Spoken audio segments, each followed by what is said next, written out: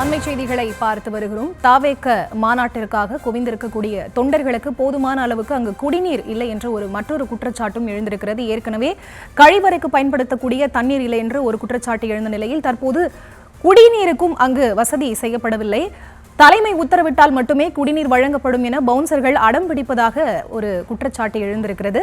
இது தொடர்பான விவரங்களுக்கு இணைகிறார் எமது செய்தியாளர் வெங்கட்ரமணன். அவரிடம் பேசலாம். வணக்கம் வெங்கட்ரமணன், இது தொடர்பாக தொண்டர்கள் முன்வைக்கக்கூடிய குற்றச்சாட்டு என்னவாக இருக்கிறது?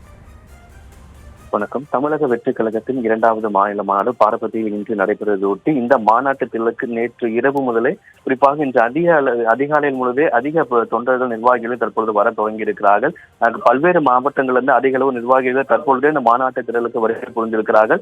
மாநாடு மேடைக்கு அருகே குடிநீர் தண்ணீர் பாட்டில் என்பது அடுக்கி வைக்கப்பட்டிருக்கிறது. அதிகாலையிலே வந்த தொண்டர்கள் அந்த குடிநீருக்காக போய் கேட்ட பொழுது அங்கிருந்த பவுன்சர்கள் தற்பொழுது மேலிருந்து அதாவது தங்களுக்கு தண்ணீர் கொடுக்க வேண்டும் என தலைமை உத்தரவிட்டால் மட்டுமே குடிநீர் வழங்கப்படும் என தெரிவித்திருக்கிறார்கள். நீண்ட நேரமாக அங்கு வந்த தொண்டர்கள் பவுன்சரிடம் தங்களுக்கு குடிநீர் வழங்க வேண்டும் என நீண்ட நேரமாக கேட்டும் பவுன்சர்கள் குடிநீர் தராததால் மீண்டும் அந்த தொண்டர்கள் அந்த மாநாட்டு திரளுக்கு கூட இருக்கைகளை போய் அமர்ந்திருக்கிறார்கள். முதல் மாநாட்டில் என்னென்ன தவறு செய்தார்களோ அந்த தவறையெல்லாம் திருத்தி இந்த 2வது மாநாட்டில் எந்த விதமான இடையூறும் ஏற்படக்கூடாது என்பதற்காக தான் பல்வேறு திட்டமிட்டனர். ஆனால் கடந்த முறை போலவே இந்த முறையும் காலையிலேயே குடிநீருக்கு தற்பொழுது தலைமை உத்தரவிட்டால் மட்டுமே குடிநீர் வழங்கப்படும் என வந்திருக்கக்கூடிய தொண்டர்களுக்கு பவுன்சர்கள் தெரிவித்திருக்கிறார்கள். என தொடர்ச்சியாகவே காலை முதலே கழிப்பறைகளில் தண்ணீர் வராதனால குடிநீர் அந்த பாட்டில எடுத்துட்டு போய் அவங்க பயன்படுத்தியதை பார்க்க முடிந்தது.